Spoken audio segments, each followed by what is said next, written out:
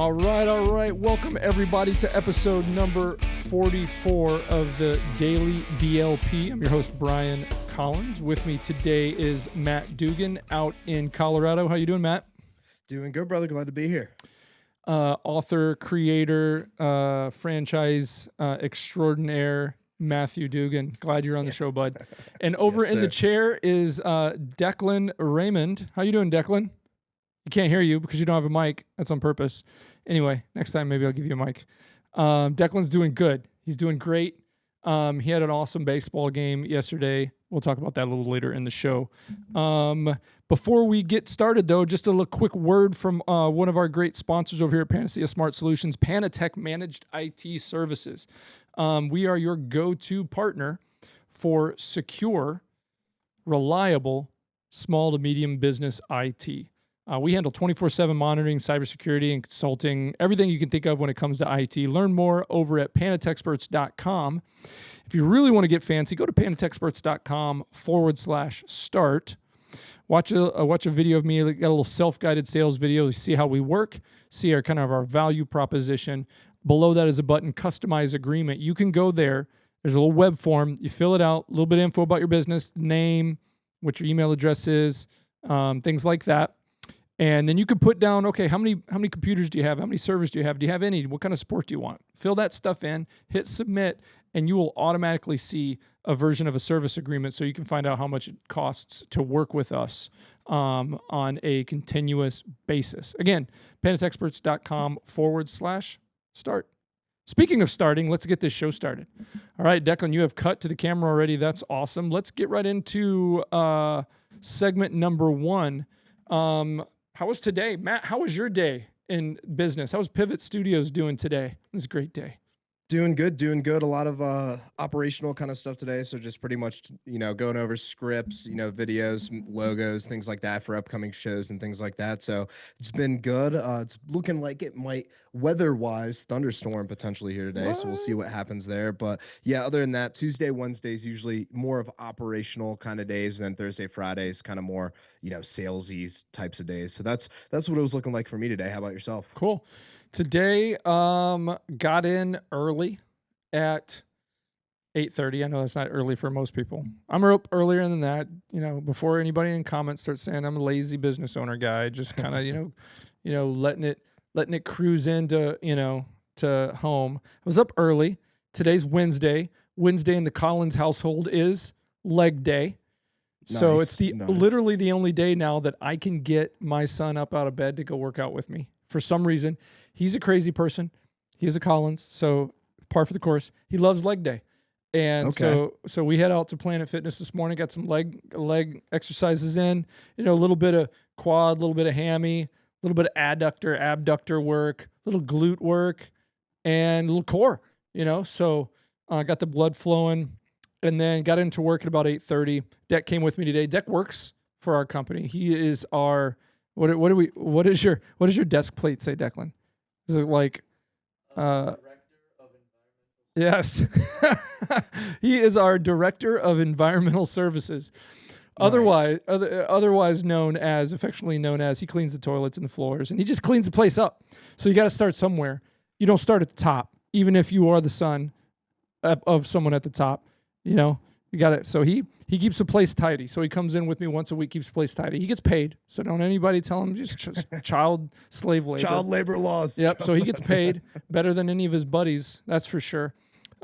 He's saving up for a bunch of stuff. I think he wants to buy a 3D printer if he can avoid buying a Switch 2 instead. He wants to get a 3D printer. He's getting this entrepreneurial mindset. He wants to build and sell stuff. So I like it.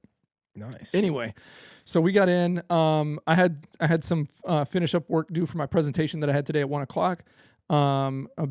Kind of built up some proposal and presentation outlays. Got that done. Funny thing though is right around probably 9:00, I'm in the thick of it. I'm concentrating, and I'm having a meeting with my marketing manager, Gunjan, who replaced Manish. If you could ever replace Manish, right? So friend of the show, Manish, maybe someday we'll have him back on from wherever he is. But I'm on a call with him, kind of going over some stuff. And all of a sudden I'm looking at my cell phone and I'm getting a call from 414 area code, which for those of you who don't know, that's Milwaukee's area code. I'm like, who's going to call me no one calls me from Milwaukee. It's got to be telemarketer. Ignore, right? Ignore. Stops. A couple seconds later, goes again. I'm like, okay, maybe it's not telemarketer. So I answered it, and I can't remember his name. Hello, this is Officer so-and-so with the migration services, blah, blah, blah. And I'm like, are we in trouble? Are we in trouble for having Indian people working with us or something? I'm like, what's going on? And so I didn't freak out, but all of a sudden I feel like I'm in a TV show, like CSI, Sheboygan. And so I'm like, hi, how can I help you? He's like, yeah, I'm here I'm at your front door. You've been selected for a surprise site visit. Is Manny in? I'm like, that son of a gun, he is in trouble. They're going to boot him out of the country. What are we going to do? And so I'm like, yeah, just a minute. You're at the front door? And like, yeah, I'm at the front door. So I go up, sure enough, officer, I can't remember his name, and Officer Halsey, so it was a female officer, and him flash in their federal shields. And I'm like, what is going on? That's crazy. The feds are at my door, And I thought I got in trouble for what we talked about on the show yesterday or something. I don't know. So anyway, they seemed really nice. I let them. I didn't like, hey, you can't come in. I didn't make them show warrant. So here's the deal. 3 owners of our company: myself, Joe Johnson, Manny Thakur, so otherwise known as Manish. So Manish is an Indian citizen working on his visa status. He's got L1 visa, but you got to re-up it, and it's got to get approved, and you got to jump through all these hoops, pay lawyers a bunch of money. It's crazy. Ton of paperwork on an annual basis. Sooner or later, he'll get a green card, and then he won't have to do that anymore.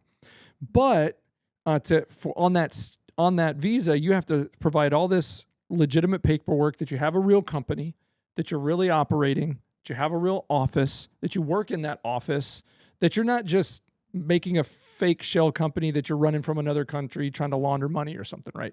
So, but we've been around since 2016. It's almost 9 years now. Nothing like this has ever happened. We've only been trying to get his green card since I think 2021. So, but it takes a long time. When you do it the right way, it takes a long time, a lot of money. It's not easy. So these guys, these 2 officers, very nice, very cordial. They weren't like busting my chops or anything. They didn't, put me in cuffs but I invited them in. Hey, what can I do for you? Hey, we're just looking at his Manny. Nope, Manny's not in. He usually comes around 10:30. They're like, can we take a look around? You mind if we take pictures? Yeah, come on in. I'll give you a quick tour. So I walked them around the office. They're like, can you show me where his office is? Yeah. So I showed them his office. I let them in. They took I'm talking to the one officer, and there are other officers like walking around with their phone like this, taking video. And they're like, well, does he have like a desk plate that has his name on it or anything? I'm like, no, we're not that vain. We don't really have anything like that. And they're like, is this where his computer would turn on that would show his name? Like, his computer's not here. It's a laptop that plugs in. So no, that won't work either. But he had on his side table next to his desk, he had his box of business cards there. So, and the officers, being what officers are, they're very observant. Oh, here's a box of his business cards. Yeah, those are his business cards. So, and the whole thing was about, is this a legitimate business? Because we've been talking about Panacea Smart Solutions on our paperwork for years. Eventually, I think it's a random kind of check where your name pops up in the lottery and you get officers showing up. How cool would it have been if they would have showed up at like 4 and we could have had them on the show? That would have been really interesting. That would have been legit. I don't know if they'd have come on. I'd be like, pull up a seat. Yeah.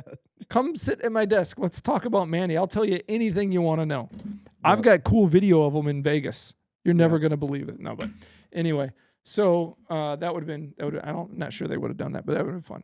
Anyway, so that was cool. Never experienced anything like that before. It's kind of surreal. They were very polite, very cordial. They didn't force their way. It was just like, hey, we got nothing. Come on in. Can I get you a coffee kind of thing, right? So they weren't here very long, less than 5 minutes. I gave them Manny's number, so they said they were going to give him a call. So maybe they got a hold of him. He was only in for a little bit today. So anyway, that was fun. And then I had my presentation, so that happened at noon. Nice. That was today. Yes, Declan, that was today. So I literally told you earlier today that we get the place cleaned up so it looks nice when people come, remember? It is for the presentation. Oh, you're talking about the federal agent thing I was just talking about? Yeah, that was today. That was this morning. You were cleaning and stuff, so you were like probably running the vacuum. We didn't even know. Anyway, so I had the presentation. The owner and the office manager came. They were super awesome. We had lunch. We had some Panera bread. Broke bread together, got to know each other a little bit, and then I, presented our services and what I'd put together for them. So I think that went really well. Nobody wrote a check today. It does happen, but that's pretty rare. They left, kind of with a service proposal that actually they left with 4 different ones because I was prepared. Nice. I told them, here's the Cadillac, here's the Honda Civic, and here's 2 different cars in between. But I have a feeling they're going to go for the Honda Civic, which is fine because they're not spending anything on IT right now. They need to do something. But I think it's going to be good. It's still going to be worth $2,500 a month. So that's pretty good. We'll know a little bit more on Monday. We agreed to check back in together. They need a couple days to look over the paperwork, the service agreement, talk to accountants, talk to lawyers, all that fun stuff. So we'll see. Maybe we can close the deal yet this month, which would be awesome. So if you can't tell, Matt, I'm a little more high energy than normal. I'm normally kind of high energy, but I still got the adrenaline flowing. Nice. Love that. When I present, man, it just, for me, it's what an old man like me has left for competitive game day, right? Right. So when I was young, whether it was football, baseball, basketball, or track, game day was it. I was amped. And once you're done with the game, you're just like, and when you play sports, you're done with the game, you're exhausted. So it's easy to just sit down and fall asleep or, whatever. But this, it's like you're not using a whole lot of physical energy. You're using mental energy and vocal, and you're projecting kind of an energy. But when I'm done, it's really hard to get back and concentrate on anything. Yep. No, I'm the same way. Yeah, just even presenting or just talk, or even like sales meetings, stuff like that. It energizes me. It really does. Yeah. So I'm excited. I just love to do it, man. If I could do the dream work for me in this business is I love presenting. It's not hard. If I could be as prepared to present a good deal without having to do all the prep work, that would be ideal. Yep. You know what I mean? If I could train an AI to build all my stuff, all the proposals, it just takes hours and hours of work. It's a lot of work. Mm-hmm. I had someone in here a year ago. He left and went and worked for a competitor. Bless his heart. Hopefully he's doing great. I had him to the point where he was doing good at presenting. He was good at discovery, pretty good at network assessment, doing the interviews of the people, good at presenting, building his little presentation. But I didn't want him to learn how to build the proposals. I was trying to train a technical person because you really got to have an understanding of computers and networks and devices and all this other stuff to really put together a package that is going to serve the business correctly. And then once that's done, your salesperson can look at it and then, because the presentation stays the same, just some of the content changes. But it's funny, when he left, the person that I was training to handle the quotes and build the proposals left too, because he wanted to just be a regular old IT guy. He didn't want to build the proposals and quotes and stuff. Even though I told him, listen, if you get good at this, there is more money to be made here on this path than there is on that path. He didn't care. So can't win that way. So I'm back to doing it all. But that's okay. Yep. So that was my day. Quite a day. That knock on the door is pretty crazy. That was wicked cool. Yeah. I've never had something near like that at all happen to me. That's pretty wild. You just got to start. You said, it's pretty cool though. It's like, whoa, I'm in a movie right now. Right. I guess you just got to hang out with international people. Yep. Exactly. It's funny though, because like for the first couple of years, Manny was just coming on like a travel visa, like a vacation visa. And with those, you got to really be careful, because when he would come on those, he can come for 6 months at a time or a couple months at a time, but he's not supposed to be doing any work. He's just supposed to be here. Yep. So that's really hard to do when you're here to try to build your business, but you're not allowed to do any work. You know what I mean? Yep. So, Yep. But now it's not like that. Now it's just a matter of we got to prove that he actually has a reason to be here on a work visa. If you get a work visa and you come and you're not legitimately uh, adding value to the business in some way that can't be done from over there, then they're not going to give it to you. They're going to make you stay over there. Yep. So Yep. every year we have to write up this paperwork that says, what's our plan for the year? How are we using Manny in that plan? And how is he impacting the bottom line of the business more so from here than he could from over there? So, Right. Nice. anyway, on to the next point of order. What's going on in the wide world today? All right. So apparently the FTC is unpacking some new rules requiring SMBs to bolster consumer data transparency. Interesting. Covering collection, use, sharing, secure consent. So what's going to happen with this? It's I've got here that it's probably going to increase initial compliance costs. So us SMBs, if we have to disclose this type of information, we're going to have to spend more money on compliance infrastructure to make sure we're doing what we're saying we're doing that we have to do. SMBs must revisit data policies and update current mechanisms. That's kind of what I just said, I think. Non-adherence may lead to fines or loss of client trust.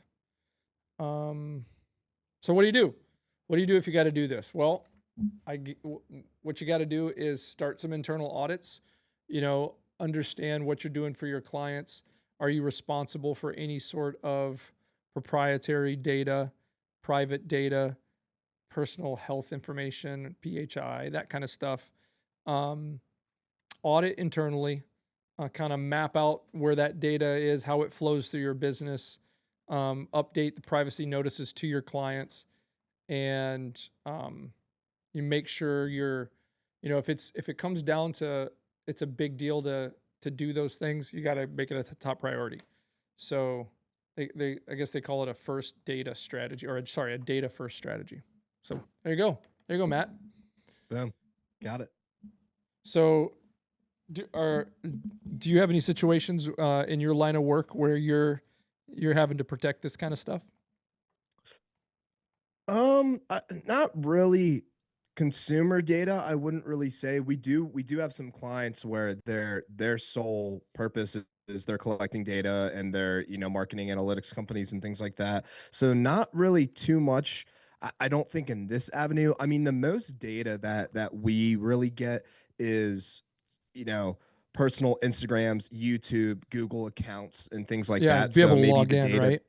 yeah, log in for all that good stuff. But as far as, actual consumer data, not really. The only thing I could really think of is the data we get from, the podcasts and the shows of, Yeah. the demographics and who's listening to our shows and things like that. But as far as probably, the data like you're working with that patients and things like that, we not that I can think of, we don't really have anything running through like that. It's mainly just client data, their information, their bank information, their login informations, their socials, and then also the data of the people listening and watching our shows. I'd say those are the two really forms of data we're working with.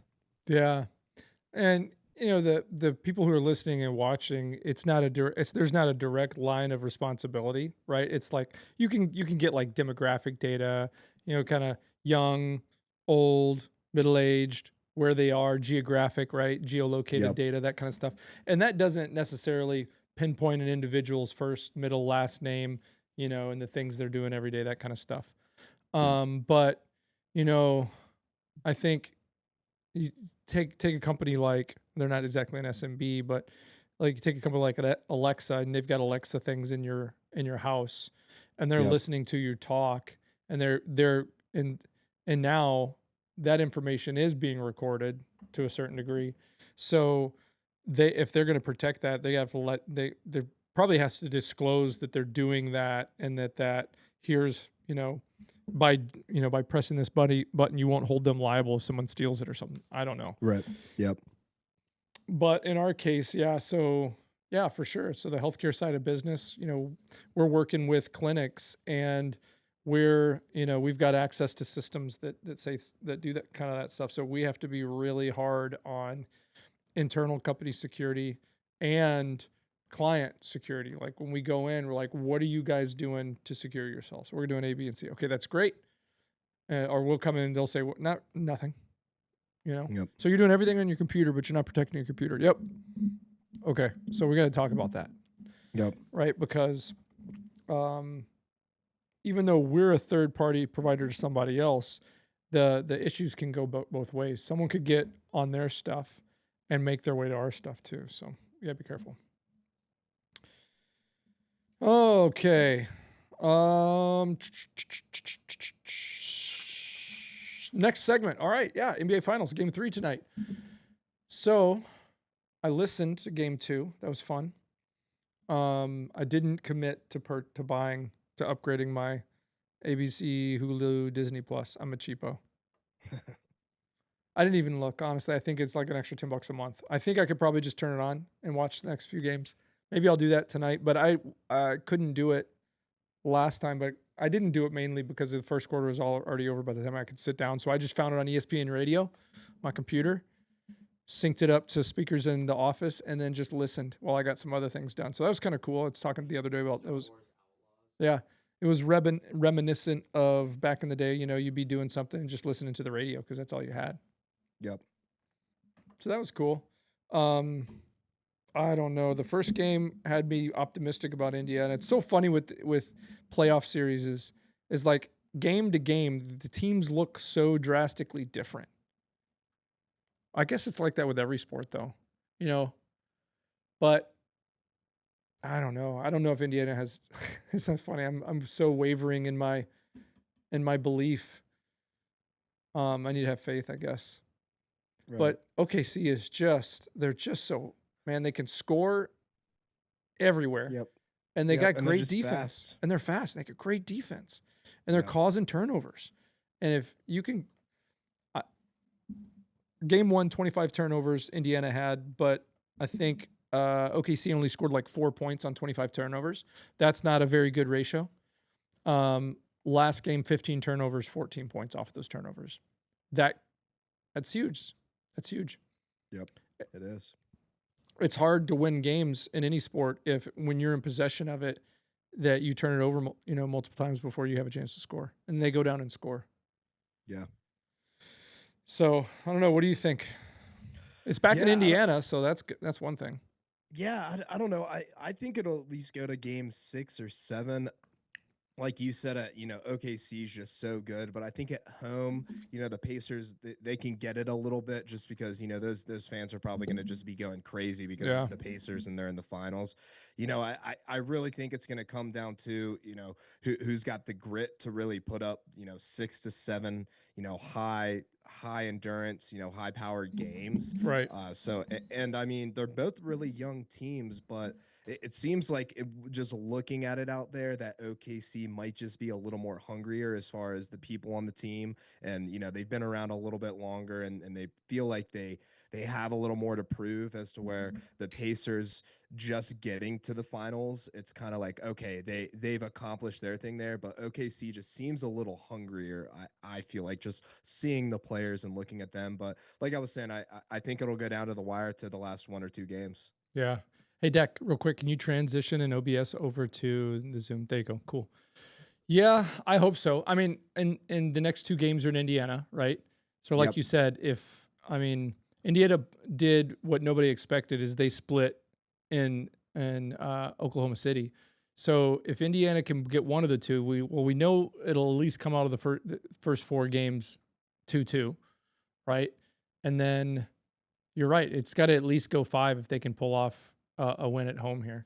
But if they can win both and be up 3 games to 1 before it goes back to OKC, that's a huge advantage. That's why, taking one off, getting home advantage by taking one away in the first 2 games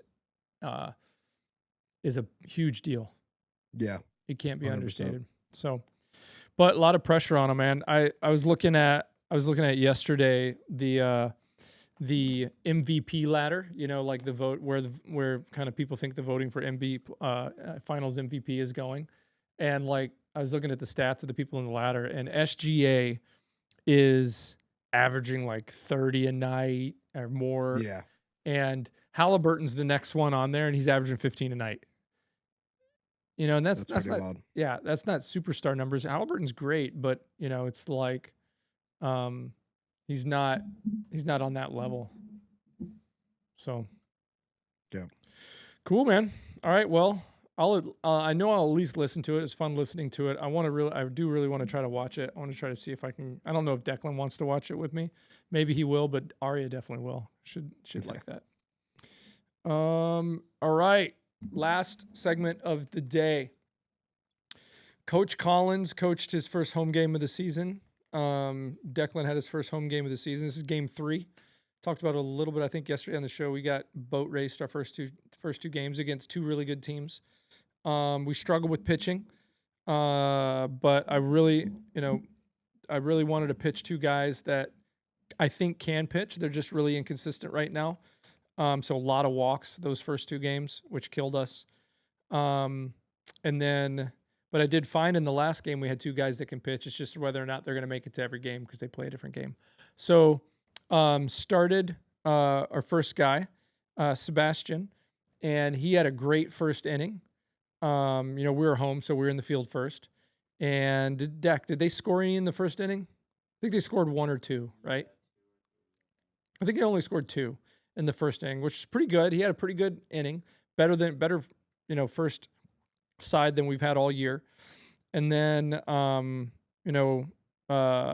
we faced their pitcher who was okay. I didn't think their pitcher was that great. He was definitely their best pitcher of the night. He pitched the first 4 innings, which is the max in our league that you can pitch a guy 4 innings.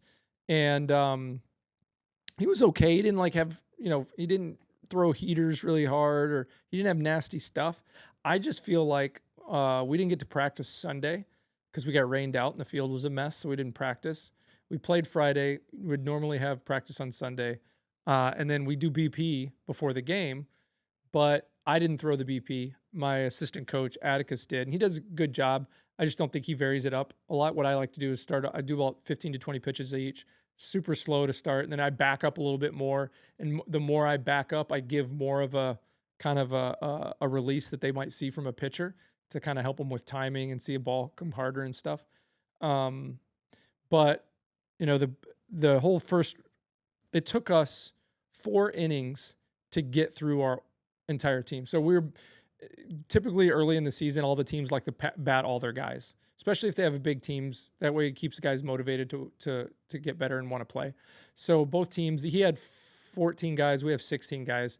We batted the whole team instead of just the order. And it took us 4 innings to get through our team. It was not looking pretty. So we couldn't hit the ball to save our lives the first 4 innings. We put, after 4, we were down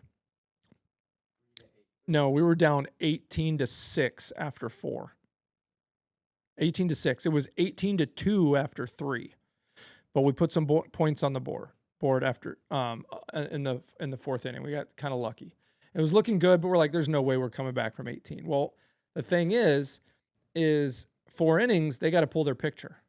So I pitched Sebastian for 3 innings. He did all right, but it was a rough go. He had a better game the previous game, but he was, I think starting from him might have been a bad call for me. Maybe I should have started my next pitcher because he was nervous. And I called time and went out and talked to him a couple times. He was super nervous. So I let him do 3 innings. The second inning was what really killed us. But it's from a standpoint of letting that many, it didn't kill us. We weren't dead, but like we got they put up a lot of points in the second inning. Something about second innings is where we're falling off. But so I put in our other pitcher, Liam, 4th. He did the rest of the game, 4th, 5th, 6th, 7th inning. So 3 innings, 4 innings. And Liam did pretty good. So, but they had to switch their pitcher. And we put on a couple more points in the 5th. No, the 6th is where we put all the. So it was 18-2 after 4. So here's what it was. It was 18-2 after 4 innings to 2. 18-2. We were down 16 stinking points, Matt. 16 points. Yeah. So 5th inning, they had to change pitchers. We got 4 on them. And we're like, okay, we can hit this guy, you know? And he wasn't very consistent, walked a few guys, got some hits. This is looking good. You know, we're running the bases. I'm having the guys steal. If we can get on, we got some, I'm good at getting the guys around the bases and putting pressure on the pitcher from third and then, you know, stealing home. So, fourth inning, we put four. It's 18-6 going into fifth inning, after the fifth inning. Sixth inning, they changed the pitcher again. And catcher, yes. So they pulled their catcher to let another kid catch because they thought they had this one. There's no way we're scoring, you know, that many more points in 2 innings. They changed their pitcher, and then we just started knocking it all over the field. And he was walking a lot of guys, knocking it over the field. Sixth inning, we tied it. They did. Yeah, they changed pitchers twice in the sixth inning.